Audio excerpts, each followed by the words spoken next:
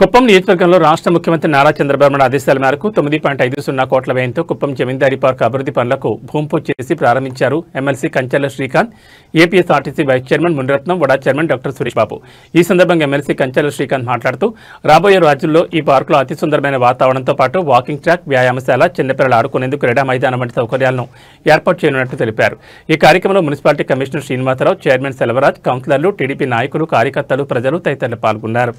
రాబోయేటటువంటి 30 సంవత్సరాలకి ఏ విధంగా ఉండాలి, ఏ విధంగా అవసరాలు ఉంటాయనే విధంగా సుర్బానా కంపెనీ మన ఏదైతే అమరావతికి డెవలప్మెంట్ ఇచ్చారో, ప్లాన్ ఇచ్చారో ఆ కంపెనీ చేత చంద్రబాబు నాయుడు గారు చేపిస్తారు. అంటే అమరావతితో సమానంగా ఆయన ఉన్న కుప్పాన్ని ప్రయారిటీ ఇచ్చి చేస్తున్నారంటే మీరు ఒక్కసారి అర్థం చేసుకోవాలి చంద్రబాబు నాయుడు గారు ఎంత సీరియస్గా ఈ కుప్పం 2024 ముందు 2024 తర్వాత అనే విధంగా చేయాలని ఆయన ముందుకు వెళ్తూ ఉన్నారు.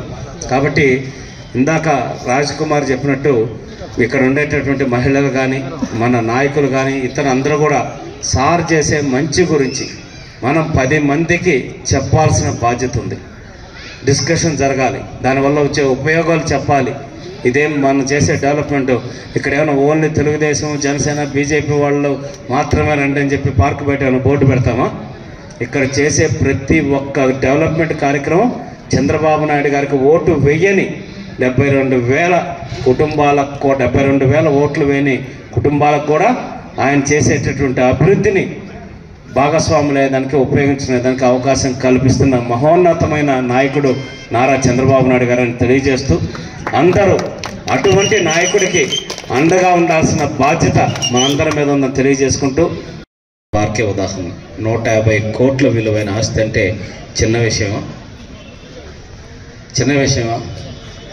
కాబట్టి తెలుగుదేశం పార్టీ ఎప్పుడు అధికారంలో, ఇక్కడే కాదు వైజాగ్లో కానీ ఎక్కడెక్కడో చోట ప్రైమ్ ల్యాండ్స్ మొత్తం కూడా కాపాడిన పార్టీ, హైదరాబాద్లో కూడా ప్రైమ్ ల్యాండ్స్ కాపాడిన పార్టీ తెలుగుదేశం పార్టీ, చంద్రబాబు నాయుడు గారి నాయకత్వంలోనే.